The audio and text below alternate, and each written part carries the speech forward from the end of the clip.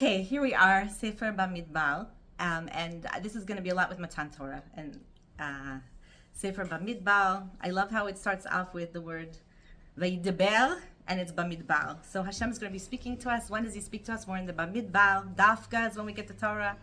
Dafka in the place where it feels desolate, where it feels like there's no. I want to also look at this word desert. Desert in English is like desert. It feels like it's like dessert. I mean, not dessert with two S's. That's what I always remember. Two S's is with dessert because you want that double whipped cream. And if it's backwards, and it's stressed. Wow, stressed backwards. I like that. Stressed backwards is dessert. Is desserts? Okay, that's an intense emotional eating class. We will give it another time. But the word desert, right? When I say desert, Bamidbar, in Hebrew, it's two different mashmut. It's very different. If I say desert, to you guys think barren, right? You think like nothing's there. It feels a little bit like nothing can grow also. Okay, let's just go on what normal people, like the most people would think. Not the people like, I feel like Israelis that like Tulim and go hiking and like they see. But just like normal, you say desert and it's like, okay, it's desert. There's nothing there, right? But in Hebrew, Bamidbar, midaber, right? That in the desert is where actually we're going to get spoken to with HaKadosh Baruch Hu, and we're going to get the most important message that we possibly could. And in the desert, Bamidbar, midaber, like what is important for me is I realize that I can't ever create menucha nefesh around me. I will never get to a place, like if I were to go on a retreat, probably, that wouldn't give me, like, I would be relaxing, I'm sure. I would enjoy it. But even like I know it's very calming. Your environment is very calming to you, and that's important. It is important to go and to do these kinds of things where you're in a calm environment, right? Like, if I was with a woman in birth, I would want it to be relaxing music, calm, low lights. I wouldn't want it to be stressed out and completely and totally with, fluorescent lights and like lots of noises and beeping. It's true. Our environment affects us. It's true. However, we have to live in the reality that Hashem gives us. And therefore, we have to find our deserts where Hashem is talking to us. And what does that mean exactly? And we also have to find a menucha nefesh wherever we are. We have to find our Shabbos, even in the places where it doesn't feel like Shabbos to us, right? This is our goal. So I'm going to tell you something incredible that I had this realization right before Matan Torah, right before Shavuot. And I really realized this, and it came with a realization with a lot of tears also. Internally myself, that I realized how much my life is different with Torah than without. Now, I'm not talking about it in a physical way that like my lifestyle changes, like what I choose to eat and how I even choose to dress and how I choose to spend my Saturdays. I'm not talking about that because really, I don't know if it's such big differences actually that I might have chosen anyways. I mean, I've gone through, didn't eat gluten for 4 years, and I've gone through diet changes, and I was like, oh my gosh, egg free, soy free, this free, nut free, trying all these things to try to whatever. And I've done things where like styles, you go out, you choose different styles, and those are lifestyles. How you dress to a certain extent is an identifying of who you are around in your lifestyle. It's much easier to dress in a certain way when everyone around you is dressing that than if I were to go like on the beach in Tel Aviv and trying to be tzanua, right? It's not so easy. But when I'm in Harnof, the lifestyle is kind of comfortable, right? And the same with Shabbos. If I'm in a neighborhood where no one's working on Shabbat, the stores are closed. That's much, so then what's the difference in my life? I just chose a different lifestyle, but that's sad. I mean, meaning if that's what my Torah is, then all I have is naseh. Where's my nishma? Where's my nishma? What am I choosing? My nishma is about connection. When I'm having a conversation with you, the person, not just listening, you machshivli. Nishma is, I can even repeat what you're saying. In Mishnahot, what do? They're just singing that over and over. It means I'm having a conversation with you, HaKadosh Baruch Hu, you're telling me what to do something, and I'm really listening to you. That's what we were saying when we entered into that pact in the desert, where it was silence, kind of. I mean, first, it really was silence. There was no birds chirping, right? There was no sounds. And then, okay, there was also all these kolot, and we could see the sounds. Like, it was very, very dramatic. I'm always thinking it's like a Broadway show or some kind of like, Hashem's about to give us the Torah, let's, like, I don't know. I remember I saw Cat, I think, the song, that movie, that wasn't Broadway, something Cat, the Cats, that's it, Cats. And it was very like, and it was very dramatic. I remember someone took me for my bat mitzvah to like, it was in San Francisco, so it wasn't in Broadway, but it was like a Broadway kind of thing. I think it was Cats, or it was hair. I don't know. One of those two things where there was hair in it, because the cats have hair, and I think I also saw hair. It was very like, it was an evening, and it was like dramatic. And I feel like, okay, Hashem wants to give us a Torah. He makes it very dramatic to a certain degree, but there's also the sheket, there's the silence, right? There's the silence, and I realized, so what is Torah to me? It's actually, I think I know Hashem, it says, gave us the Torah with water. And he gave it to us with Aish, and he gave it to us, though, in the desert. Why does it bring down the desert? Because the desert's hefker. It doesn't belong to anybody. And the Torah also doesn't belong to one person. It belongs to all of us. That's great. Also, no matter where I am, I can get Torah. But even more intense than that, I was thinking maybe I need to acquire Torah with my water, which is my emotions and my desires. I need to acquire Torah with my actions, which is my fire. And I need to acquire Torah with my desert. What is my desert? My desert are the moments where I feel infertile, unbarren, nothing is working, nothing is growing, and I feel alone. Because I look at it, I know we came to the mountain, ke'ish echad, kelev echad, like one person unified. But I was thinking, you know what? Maybe each person felt alone. Each person maybe stood in Har Sinai and said, I'm going through something right now, Kadosh Baruch Hu. I just went out of Egypt only 49 days before. I was like the most, you can't talk about trauma. Like 210 years of slavery. So, and then it's like coming out of the Shoah, you're coming out of the Holocaust, and 49 days later you're getting the Torah? You're not traumatized? I know, Hashem, you just healed every single person. The blind person could see, the deaf person could hear. Like physically we were healed. But come on, we just went through an incredibly crazy time period and experience of trauma and difficulty. Maybe each one felt like they were standing there alone. And then Hashem says to us, I want you to listen to, and we said, we're going to listen. We're going to try to figure things out. So what is it that we're trying to figure out? So here we go. A couple of minhagim that have to do with Shavuot. A couple of learnings and a very, very powerful teaching that really put me to tears. It really put me to tears. And I realized that what's different about my life is my choices that I make. Not, again, because of my lifestyle, but into my internal choices of how I will see a situation. The relationships that I have, I'm saying from the most simple level. I my famous parking stories in Osher Ad, where I'm in the line of the cars. I'm not talking about the line of the supermarket. I'm in the line to try to just get ahead of like getting a parking spot. And I'm in that car, and then there's another car backing out in front of me. Another one's trying to get it, and then there's one to the side of me. And I'm sitting there, and you know what? My life of Torah is, wait, just Elana, sit there, don't honk. It's not going to help anything also in this situation. Don't do anything and just sit there, because the Torah that I acquire is you'll get there when you get there. But the person behind me, I don't care if they're wearing kippah or not. That to me is not Torah. They get out, what do? They try to cut everybody off, go in front of me. So now we're 15 minutes stuck. Now it was literally 15 minutes stuck because the person behind me didn't have patience for me to be waiting for the guy to pull out in front of me so the other one could go inside. So I'm just 15 minutes wait. Now what happens? Honk, honk, honk, honk, honk, honk, honk, honk. That for me, that's the difference between my life with Torah and without. It's not the way I'm dressing actually.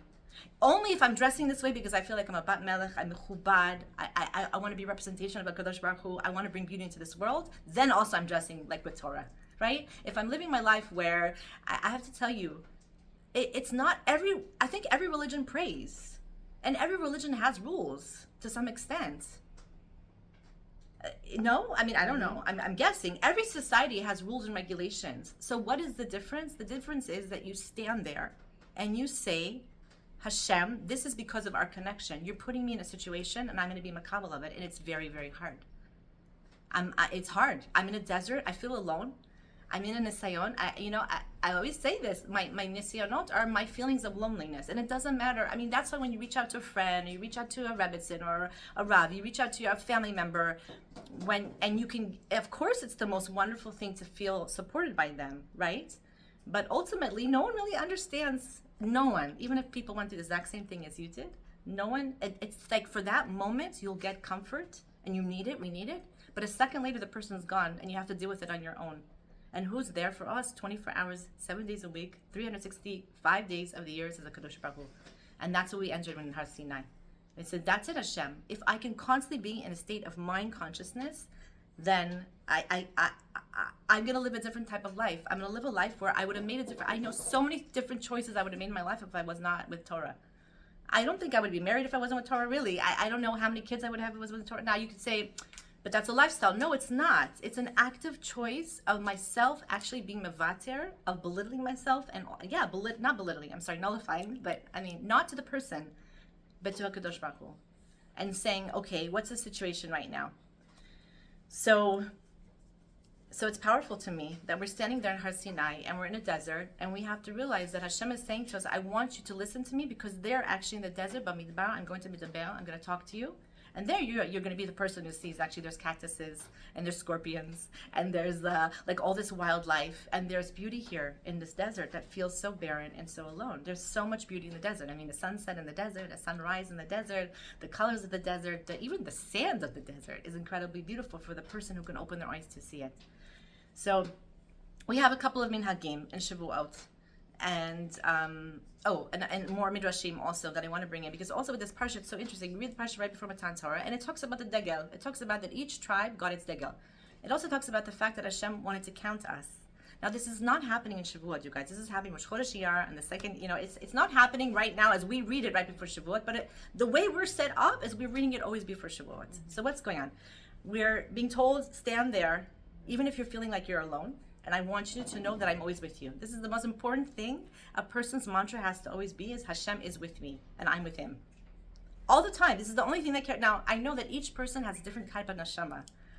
People are also Eish, and their Adama, and their Ruach, and their Mayim. What I mean by that is some people connect to doing an action, some people connect to words, some people will connect emotionally, some people will connect, give me something else, mentally, intellectually. In any way of your life that you're going to connect, though, that is the mantra of how you're connecting, is Hashem is with me. So if Hashem's with me in the action right now that makes me feel it, so then you do that action. If Hashem is with me in my emotions, then I use my emotions to channel it to feeling closer to Hashem. If Hashem is with me in speech and the way I'm thinking, then I need to write down, because thoughts and writing down, I need to write with Hashem, right? Okay? So I understand that not everything I will say talks to everybody, because we're all different. You're going to hear different things. But try to translate it and see what works for you. So here we are. Then Hashem says, before even he gives us these ideas of the flags, and we know that all the malachim came, all these angels came with the flags, and everyone's like, ooh, I want a flag. All the tribes are like, let's give me a flag, right? So what happens? So beautifully, it says that Hashem, he wants to count us. Now, why does he want to count us? Imagine, it's like my son had a tool this week to go to Gan Yeshua. He went to the park in Tel Aviv, and I don't know how many treats he bought.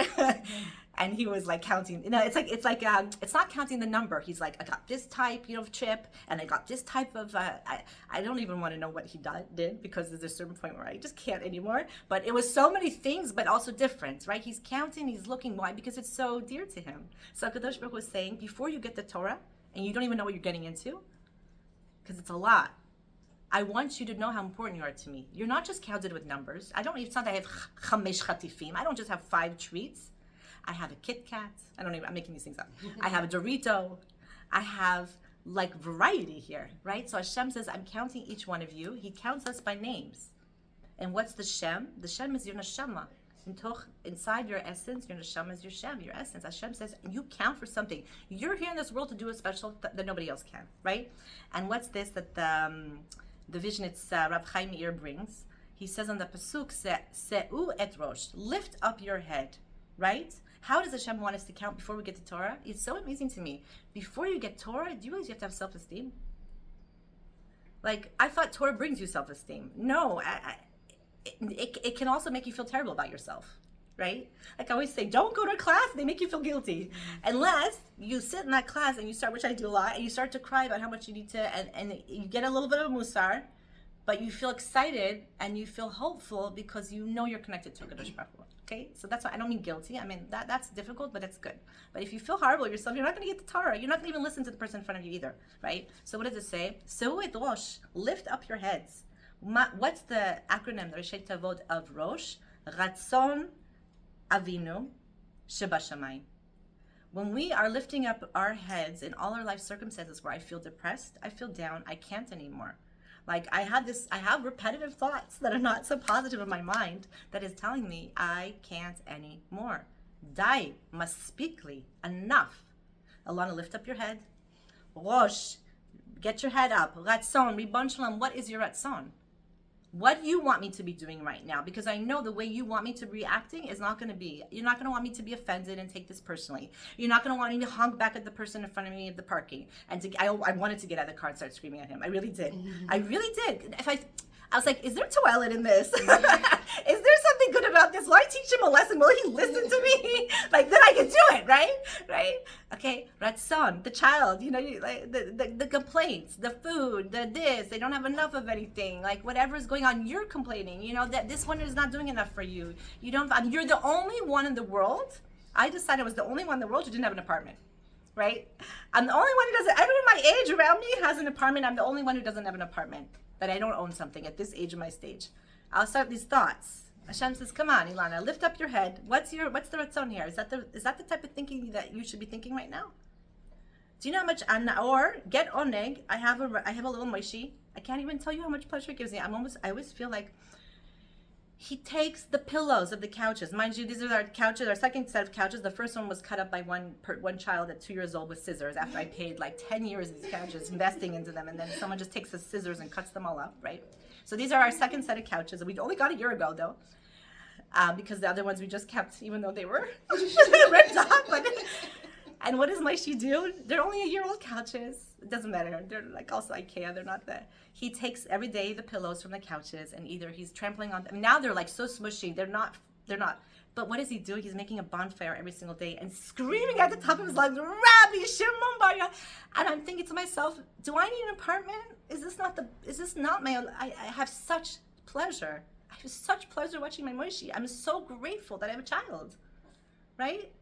And that's, okay, I could get fixated in what I don't have. I could get fixated in what I have, right? About everybody. Imagine you think I'm the only person in the world who's single still. All my friends got married. I'm the only one left. And this is what and I thought to myself, also, so why would I want to dive into Hashem like that? What would be, because if I just say to myself over and over, Hashem, give me this. Like, why aren't you giving this to me? So many people tell me, I'm trying, I'm diving, I'm not getting what I want. And then I had a switch on hashkafa because we think prayer, again, is the ATM. So if I'm diving to you, you're not listening to me, Hashem, because you're not giving me what I want. But that's not what prayer is about. That's not what Naseh V'Nishma is about. It's about relationship. So Hashem wants you to pour His heart out to you, your heart out to Him, because as you would your best friend, when your best friend's not giving you a husband, and your best friend's not giving you an apartment. Let's get real here. No matter how much they would want to, my best friends don't have money to give me apartments. I'm sure they would if they wanted to. They would, but they're not giving to. Yet I can pour my heart out to my best friend and tell them I want an apartment. Why? Because I don't think that my relationship with my friend is about her giving me the thing that I don't have an expectation of that. I just want communication and I want closeness. Can the Kadosh Baruch Hu give me an apartment? Of course He can. Why isn't He? That's in Cheshbon. That's my Naseh V'Nishma also. That's my entering a relationship where I, Hashem, am present with you. I want to be with you, even if I don't have all the answers of what my neshama needs. And then we get into the degel, the flags, and your name, which is each person stand by their flag. Do you realize how beautiful and harmony this machane was? Imagine if Reuben starts running over to Yehuda and grabs their REA flag, and I want to be there in your position. Well, Reuben, what's going on with you? Where are you? Where's your beautiful, Dudaim and your flag? We're running to try to chase another person's flag and position. We don't realize Hashem says, I want you to stand proud, lift up your head. Do the ratzon V'Vinu Shamayim. I'm giving you this life. Lift your head up. Accept it. Right? With all your nisyonot and your challenges. And then here we're getting into something very powerful that I was reading. I'm going to interpret it my own way because I like to do that, right?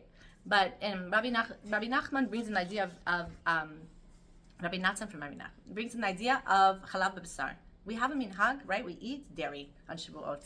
Okay, unless you're dairy lactose intolerant. I feel like all Jews are lactose intolerant. So unless you're lactose intolerant or you're allergic to dairy, which is like half the population, but whatever. In theory, we have cheesecake, and it's not soy, it's not vegan, and it's not tofu. It's real, the real stuff, right?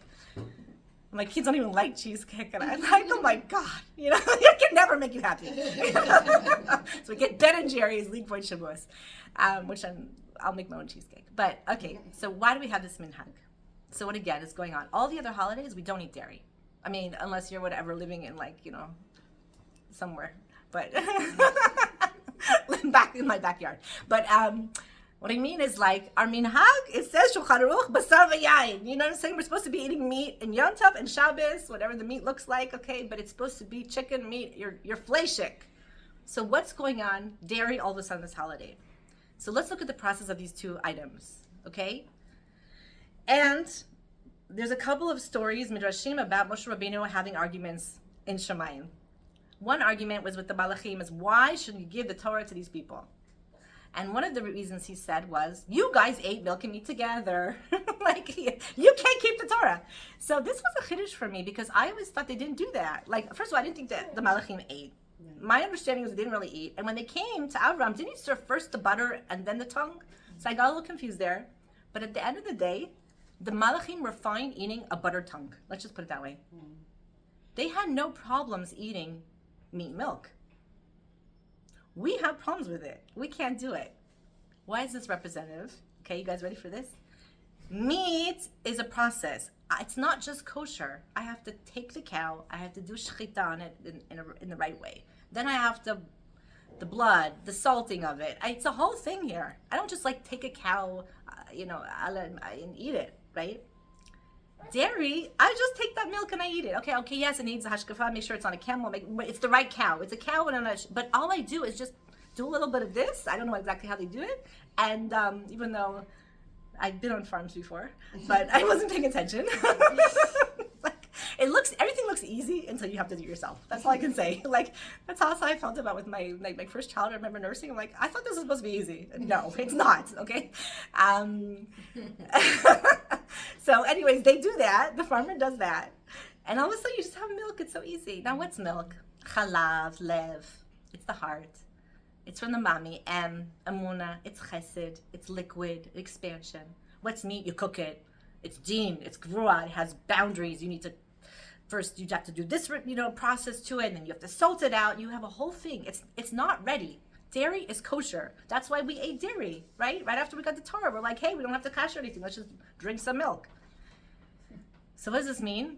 It means that in my life, the way my intellect is that Hashem wants us to always be thinking we have a choice.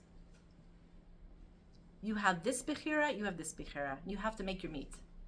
It doesn't come naturally to you. You have choices. I want you to think that you're choosing to keep Shabbat. Don't just think that you're just keeping Shabbos. Come on, you're making a choice to turn the light on or not, to turn off the phone or not. There's a bechira here.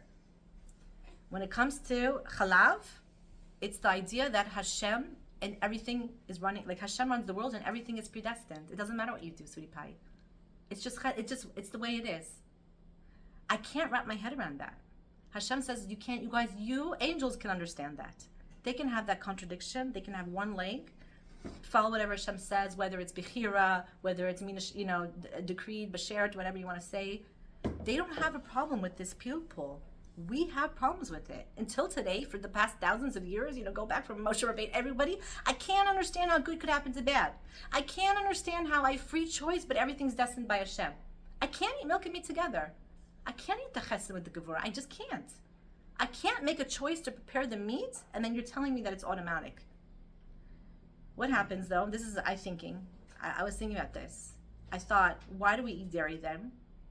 Because we do have to live a life where we have choices. We really have to be thinking that. I have to do my shtal, otherwise I won't do anything. I won't do shtaldes. I'll just sit back here, and I won't also reap the reward of making good choices and feeling and working actively to have a relationship with the Kadosh Baruch Hu. Like, I have to know that I need to be active in my relationship with Hashem. We need to have meat on Shabbos. We need to have meat in Yom Tov, because there was other elements where Hashem just took us out of Mitzrayim. That was the chesed. It wasn't involved in, there was other elements where I got that chesed. But in my food, I have to be active in it, that I'm doing something. All of a sudden comes Shavuot. He says, you're standing under the mountain, by the mountain. Not under yet. We're going to get to that midrash.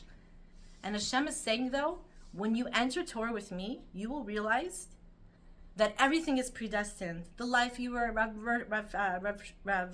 Hirsch, the parents that you were born to, the family, the life you went, it's all destined, right? Rich and poor, right? So if it's all destined to me, what do I do with it? That's the meat. Make a choice of how you want to deal with it. So first have some dairy on this chag, because when I get the realization that Hashem, I'm makabel of whatever you're giving me, and I'm going to approach it in a Torah way now, with preparing it, with making a free choice of how to deal with it, right? Which means, this is really hard, you guys, and my boy said this, and I was crying, I was crying. He says that in life, we always have a choice of how to deal with things, which means what? You're born, actually, it says in right here, it says in the Torah, everything's in the Torah, okay? Hashem makes man. Vayetzel, wait, shniya.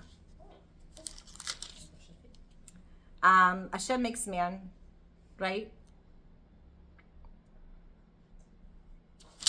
This is in Breshit. So he takes from Mina Aretz v'ashkar et kol b'nei. Okay.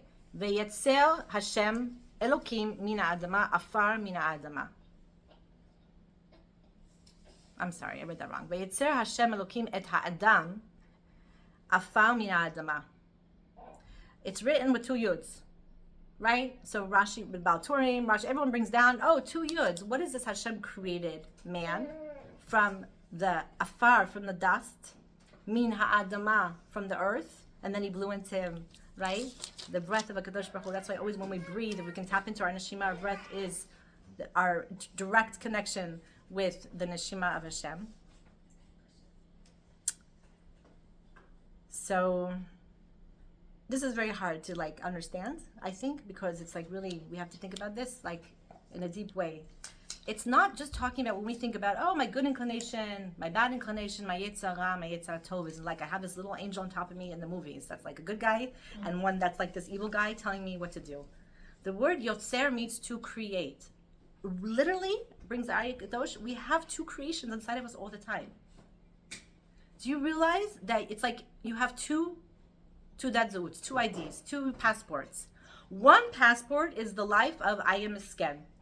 I am a victim. I'm all the time, I'm in a situation and I can't get out of it and I'm miserable and this is my situation. I'm in a world of bad. And the other Yotzer we have that we are actually created with, the two dadzut, is I am Mewutza. I'm happy with what I have. Mewutza, I go back to the word Mewutza. I know it sounds like I'm happy with it. It's not that. Rosh. It's that I'm the Ratzon Avinu B'Sheba Shemayim. I'm living a life of Tov. Tov is connection. Tov is the world that I can have these worlds always. Hashem says, B'chalta b'chayim or b'mavet. You get to choose. You want life, you want death. You want good, you want bad. You want bracha, you want a curse. Right? Meaning, we're created with these two forces inside of us. Which ID do you want? Do you want to walk on the street with your two dadzut that says, I'm Mrs. Miskana? Or do you want to walk around and it says, I'm Mewutza? And I'll give you a story, it made me cry, of that it's there was an orphan, right? A family, it was a mother, she was struggling. She had 5 children and her husband passed away and she could not handle it. The kids got dispersed. One went to like uncles and the grandparents and it was a horrible situation, right? And the oldest boy, who was in Talmud Torah, meaning he's less than bar mitzvah, we're talking about a little boy, was really struggling, really falling apart. So they started trying to see therapy and trying to help the family. And then all of a sudden they stopped and they didn't know what happened, like what's going on with the boy. So they're trying to investigate, and when they find out, this took a while, that he's actually doing great. Why? What happened? Stop talking about it. He started a new year. The Rebbe sits him down. He says to him, look, I was like really crying he says, you are an orphan and you've had it really, really hard. And be'emet, you can say, Magia lacha even, misken. Like, you can feel sorry for yourself. And I will not count if you come late. I will not say anything to you if you don't do your homework. You don't have to show up in class. Everyone's going to understand your situation, and I will have Rahmanis on you. He said to him. Or, you can be a special kid, which is what? You can be normal, that if you come to class late, I will put it down and mark it as tardy. If you do not show up, I will find out where you are. If you don't do your homework, you will have consequences. He says, I will treat you like a normal child, but you are going to be beyond normal. You will be so special, and everyone around you is going to say, Kol hakavod, mamash yasher koach to you. You're amazing. He said to the boy, you get to choose what you want. All of a sudden, the boy doesn't need therapy. He decided to choose. I don't want to be a misken. I don't want to be a misken. So that means I don't have money for something. I can choose, do I want to be misken about it? Or do I want to be mewutza? HaKadosh Baruch Hu, where's my pillows? And I'll just dance around them and be bar yochai, right? I can choose that, am I davening to Hashem? And it's so unfair. I'm single and or is it, Hashem, I'm talking to you like my best friend. I'm not having expectations right now saying, I know for right now in this moment, this is what my neshama needs. Very hard to say that. But it's something I can't understand. That's why the naseh comes before the nishma. Come on, we're not going to understand everything. We can't wrap our head around everything. Only one day we can actually have some dairy and meats, but we still have to separate them. But one day, which is like the day of Torah, is telling us, I want you to take whatever I give you, the life, the chesed. It just came to you. You were born this way, sweetie pie. I'm sorry. You have this. You have this, learning disability or speech impediment or difficult child, whatever situation. Do you realize maybe the whole reason why you're living, you're like feeling I'm supporting the other person. Well, maybe you're still alive because that's why you're in this world, to support that child, to support that spouse, or to support whatever, the mother, right? Maybe I'm where I'm living so that I can answer the door to my neighbor. I don't know.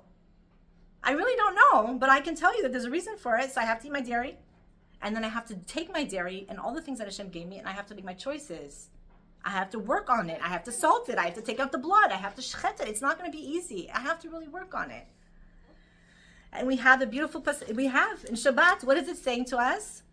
Mikdash melech ir melucha. Shlomo Melech says, what's the ear? It's your body. You are your royalty. Kumi tze'eh mitoch hafecha. Get up and get out of your difficulty, of feebleness. Rav lach shevet be'emek habacha. Stop crying already. It's like, why? V'hu yichamor alayich chemla. Hid na'ari me'afar kumi. Hashem is telling us that afar, Hashem created man from dust. Get up from the dust, right?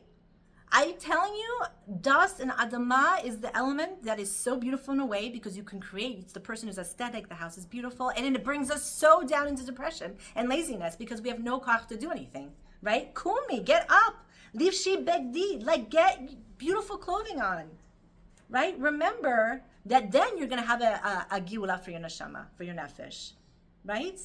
It's very powerful. It's very strong. But I really feel like this is what Matan Torah is about. This is why we have to go to the Bamidbar. We have to hear, okay, Hashem, you gave me the situation where I feel like it's a desert. There's nothing to grow here in it. Hashem says, no, I'm talking to you in this situation. I'm having a relationship. Get up. Get your flag. Only you have this flag. Only you have this name. Only you can do this mission. And then you have two choices. Which ID do you want to wear, to hold on to? Which badge? The badge of I am a miskena, right? And I'm not saying to say this to anybody else. I can't say to anybody, meaning the Rebbe, he did it with delicately, and he was saying to him, you're okay. I understand if you want to come and I will have Rahmanas on you. You deserve it. However, sweetie pie, do you want to make a choice? You see, I'm not saying to anyone. I'm only saying how we say it to ourselves. We only can say it to ourselves. Because mind you also, when Moshe Rabbeinu went up to the Shemayim, it says right here in the Gemara, right? בשעה שעלה משה למרום בצור הקדוש ברוך הוא שיושב וקושר כתרים ואותיות. Moshe sees Hashem, he's about to give us the Torah, he's like all of a sudden doing everything with I'm not a sofer, so I don't know what they do exactly with these letters. And Moshe says, why are you giving me the Torah? And when he tells him about Rabbi Akiva, give it to him, he's so much better than me.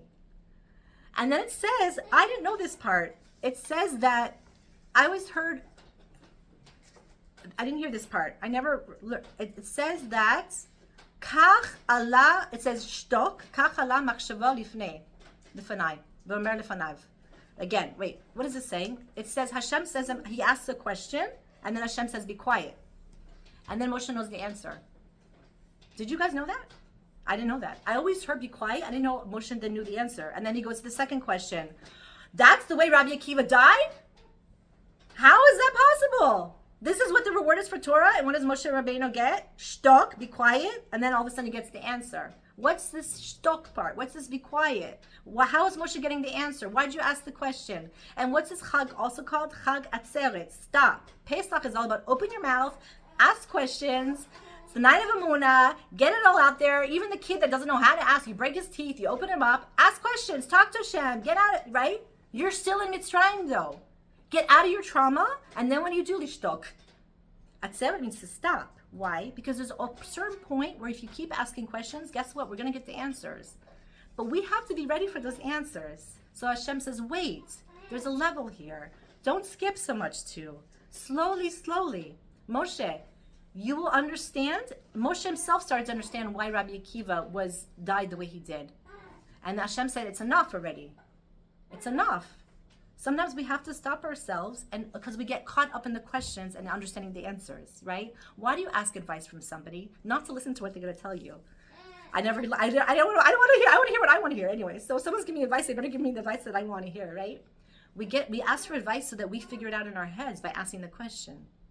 That's the whole beautiful thing. That's the pilpul, right? I'm asking for advice so that I can come to a clarity, not just so you tell me what to do.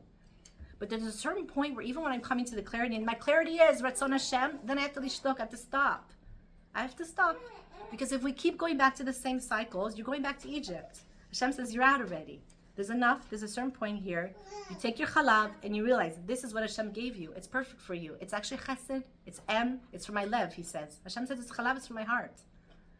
And now, take a break and realize that every single thing that happens to your life was for a reason and with a meaning, and now you have the choice. You're going to make the meat. You're going to prepare it. How are you going to prepare it? What energy? You're going to choose this identity or are you going to choose this identity? And it's hard.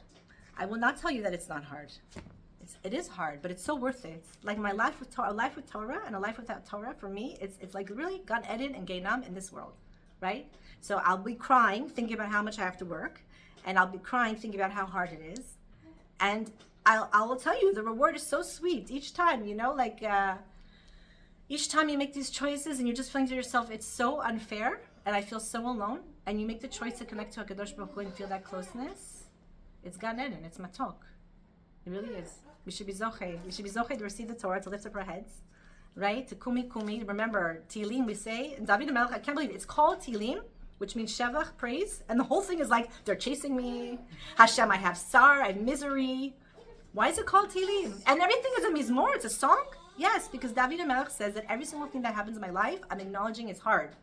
It's really hard, Hashem. I'm even suffering from this. And yet, to preface it, I know it's a song. And I know it's actually in praise of you. That's crazy when we think about that. We should be zocheh to say Tilim, to live a life of Torah, not just put on it, not just wear the dress, but to really live it. And living a life of Torah is kumi. It's realizing that at any moment Hashem we can rise up. Bezat Hashem. We should be zocheh. Shabbat shalom.